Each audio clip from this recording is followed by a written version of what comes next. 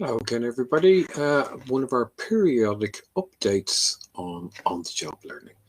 Perhaps a little late. It might have been better if this had arrived before people, or many people, have completed their reviews.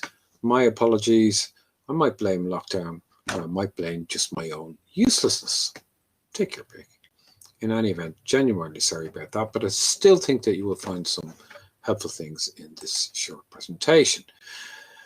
One of the main things is to think about the review of progress to date and to progress the reviews, get these done, and in fact, for part of the portfolios that the apprentices are going to submit, even though we have good time to do that. So we'll think about the second portfolio requirements, but also a little beyond that, and kind of have a little look into the future and the start of the new academic year.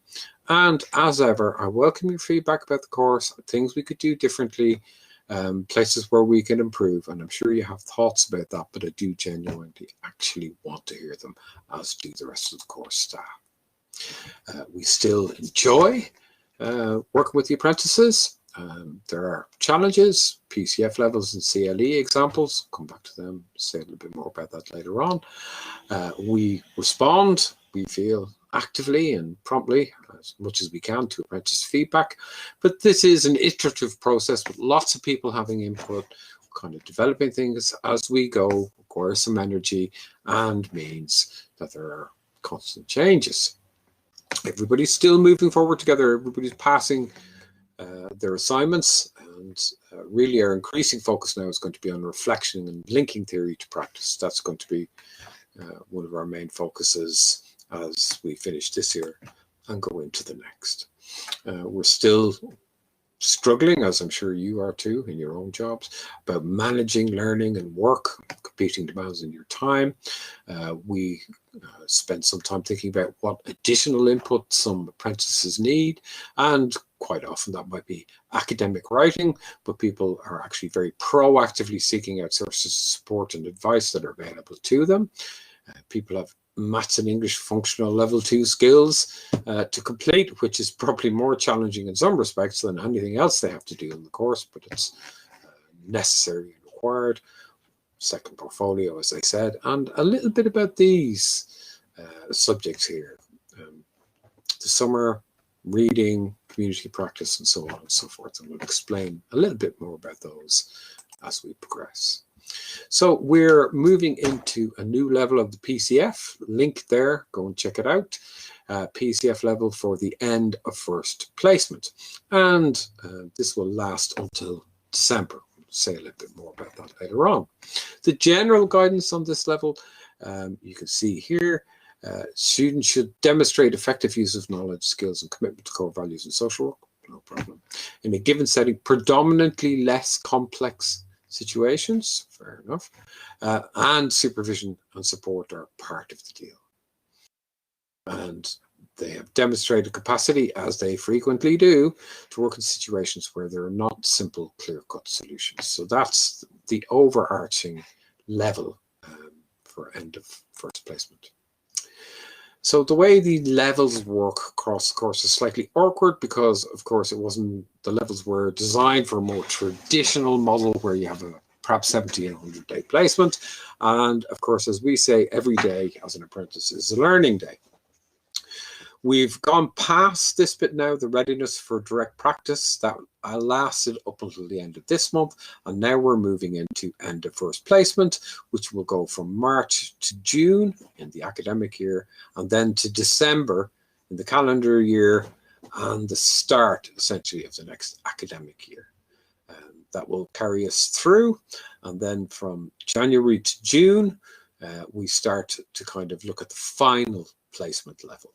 That's what happens in year 2, and that will carry us into year 3. At the same time, we will have the apprenticeship standards, which also have to be met. But essentially, if you meet the PCF, you will, on the whole, apart from a couple of waves and strays, be meeting the apprenticeship standards. We'll talk a bit more about that, but we are now starting to use them a bit more actively. The verbs that we use to describe the PCS levels essentially are based, like a great many learning opportunities in education settings, on Bloom's taxonomy of learning. that's what this is. And you'll see there's a kind of a hierarchy from what they call lower order thinking skills to higher order thinking skills. That's reflected in the way that learning outcomes are written, both in the PCF and hopefully in the learning opportunities that you will be revising with your apprentices now. So just as an example, what does PCF 6 look like? It's critical reflection and analysis, and you can see the verbs are recognize, inform by practice, but the emphasis here in quite a few places is about with guidance and support. So again, mirrors what we said in the overarching aims, but is slightly more sophisticated than the previous level, which we were using. So a little bit of guidance about the reviews, which are in process now. Good idea to celebrate success. Everybody's progressing, so everybody's got a right to success. Celebration, perhaps, is what I meant. The external examiner comments, and in the English system, you always have to have an external examiner, not unique to the English system, of course, who looks over our assessment, teaching, learning, curriculum, and things of that nature, and says that some students are working at level 7, master's level. Yes, that is true and commendable, but not our expectation. So, as Jacqueline often says, no tap dancing on the moon. Let's just be kind of fairly modest. You don't have to seek out the most complex work. And in fact, if the apprentice is doing that, rein them in a little bit. Take your time. Consider really the learner's needs in relation to the PCF and let that guide you rather than always trying to reach further. As we said, some additional support is needed. That's happening. And again, we assume all apprentices can progress to qualification. So the template that the SRAs are going to be using for these reviews looks a bit like this. And essentially, when it's finished, all elements are completed, cut and paste it into the mentoring agreement, and that's actually part of the portfolio to complete it. So I expect the SRAs to write most of the notes here, but I'll just briefly go through the various sections of it so you get a sense of what's going on. The first two things here are really mainly for audit purposes. Apprentices are required to do learning logs, and the PLC needs to be signed on a periodic basis to show that those tripartite meetings, as they're called in the audit language, are taking place. So really not contentious, could argue that, but fairly straightforward. Maths and English, again, need to be done. It's a requirement of Social Work England for social work degrees. Very demanding, as I said before, but people are doing them. So the index of evidence, so we'll have a little change here. We're going to have a new template for the index of evidence. But what we noticed from the examples we have seen so far is that what will be helpful in developing these is a very brief note, by which I mean a sentence, to say why this particular example of evidence that you have picked is important. Secondly, try to link it to fewer domains of the PCF than is currently the case sometimes. So sometimes people have example and then PCF 1 to 7. Much better to say PCF 2 and 6, for example, because that will help you get a better kind of picture or a sense of where the evidence is stronger and where it might need a little bit more development. So if you could get into the habit of doing that, that would be great. We will be asking, are learning opportunities appropriate and sufficient? In the main, that seems not to be a problem, but for some people it might be a bit more of a stretch. And of course, can the apprentice make use of the learning opportunities? Is workload sufficient to allow time to actually take on some of the opportunities that are available? So as I said, the SRA will complete these notes, the review of the mentoring agreement, but the apprentice and the SRA to generate the learning opportunities review and record. Now, of course, you'll share that with the SRA before we come to the final version, but you're closer to the work, you know what's available in your workplace, so therefore you're best placed essentially to do that. New index of evidence, we'll send you the template. There is a column in there for the apprenticeship standards. Now, they don't map very well to the PCF. So what we suggest is gather evidence using the PCF, and then we'll reverse engineer the apprenticeship standards. Apprenticeship standards are actually met in off-the-job learning as well, the academic study that is done. So there should be no shortage of evidence, but nonetheless, we want this to stand up to external scrutiny. So what we'll do is provide you with a kind of a template or a table that will show you how PCF maps against the IATE. Rather complicated document, but essentially it should enable you to find this number matches this number. And that way you'll be able to complete the 2 columns, and I expect the SRAs to help you out with that. We know that there's a direct observation due before the end of the month. Pick it carefully, take your time. Think about the learning needs that you might want to kind of address. A lot of you that as mentors have experience of doing direct observation, but by no means everybody has. So we'll send out a little bit of separate guidance about that. It'll be much shorter than this, something about 10, 15 minutes, with maybe some suggestions for reading if you are interested in following that up. But I thought that it would be a little bit too much to put all of that in this one piece of guidance. We try to provide separate things for larger elements of the required assignments, essentially. PLE feedback, we'd like to see improvements in that and a bit of a focus on that, and we will be focusing on that more in coming months. There is a session on PLE feedback which will be delivered online 31st of the 3rd. This will be recorded and made available to people afterwards. It's going to be facilitated by one of Kingston University's PLE group, Chandra Sanghavi, who has lots of experience of doing this. A relatively short session, and as I say, will be made available.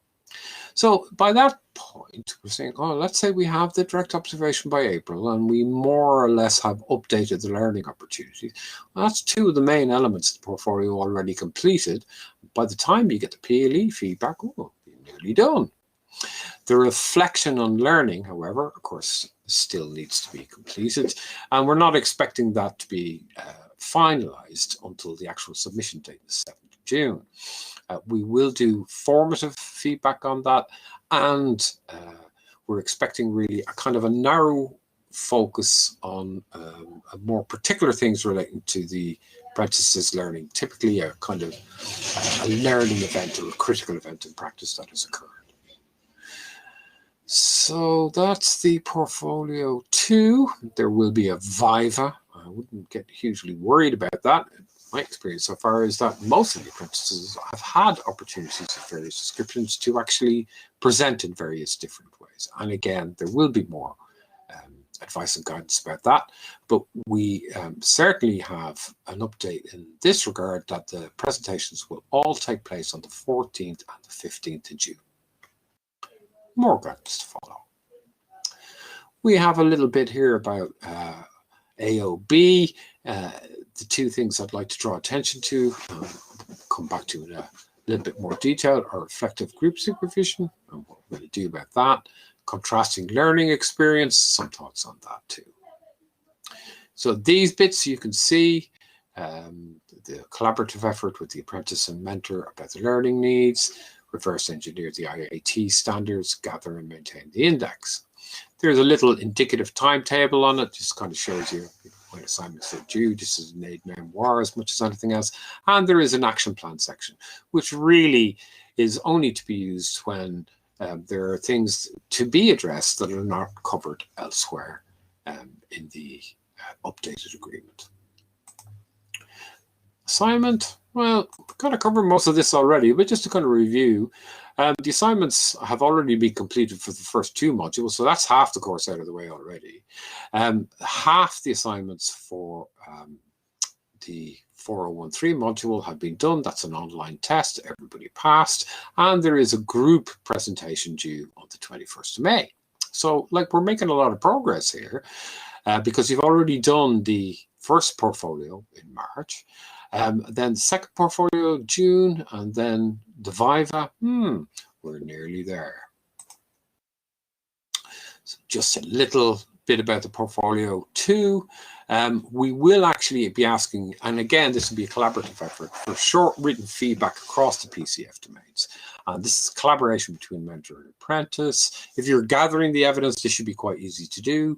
And with the SRA signing off and discussing that before it's kind of finally ready to go. You see the elements here.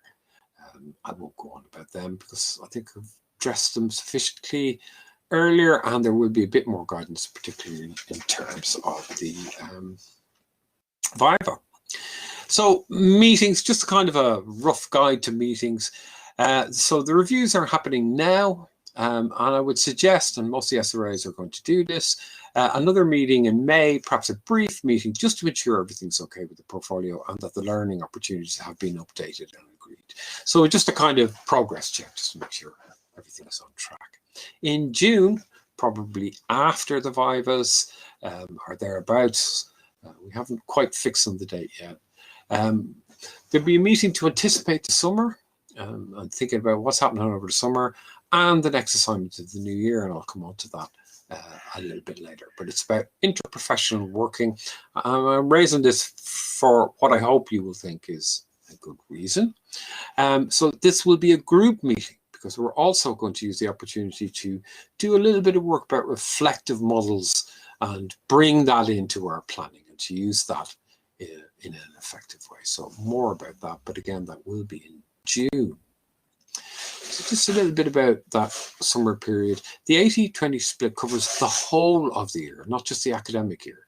So just because the academic year is finishing in June, the 80-20 split continues for the apprentice. So that day, essentially per week of their time, should still be for learning, reading, preparing, that kind of thing.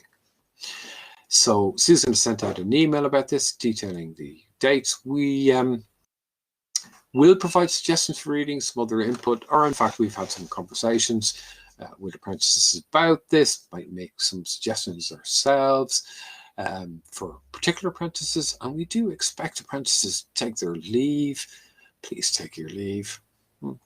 Oh, mentors. Oh, maybe you could take your leave and all.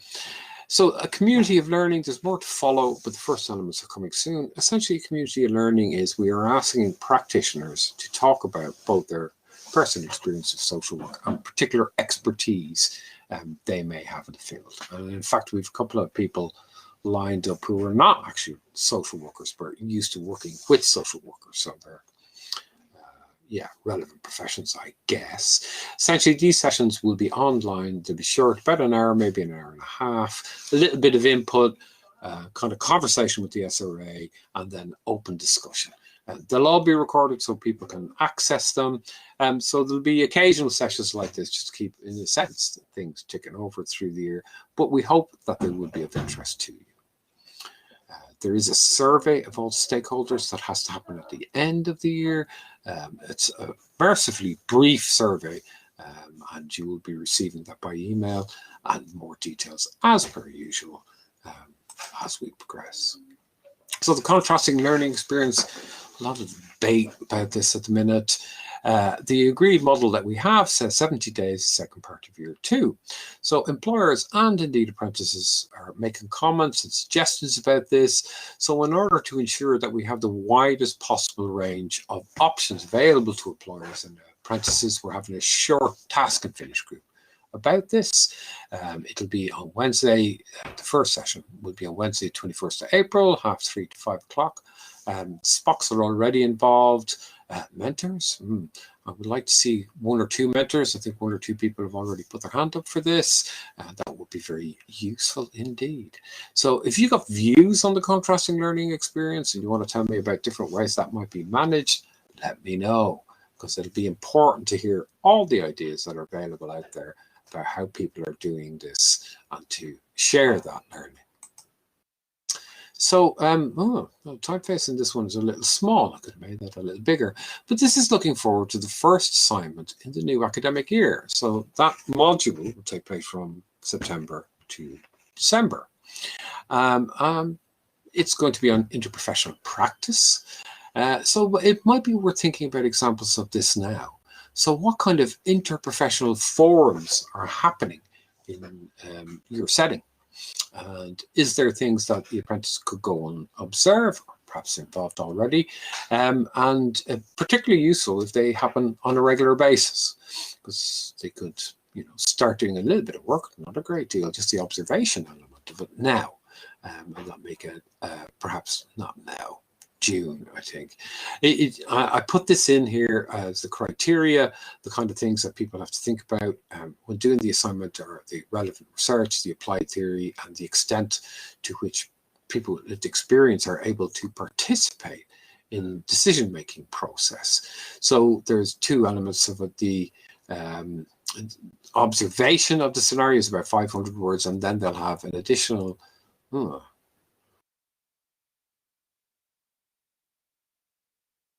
I paused there for a second and went off and looked at the module directory just to check. They'll have an additional 2,000 words to actually reflect on the observation, what they saw under these kind of themes here. So I'm certainly not saying that apprentices should be starting to work on the actual written element of the assignment, but they could do the observation. They could go out and kind of get used to first of all, deciding what they might want to observe, and perhaps having more than one observation over the summer period.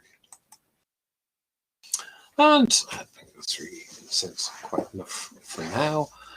At the moment, actually, we're quite focused on the next cohort, because there will be another group of apprentices coming along very healthily. And indeed, at very early stages of the course, apprentices decided that they would try to set up a buddy system.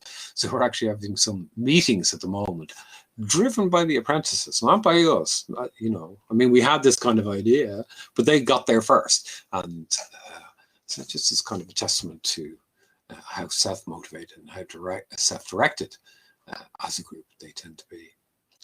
So contact me, feedback, questions, as ever. Please just email me or ring me, whatever way you like to communicate. And hope to see you soon. Take care. Bye.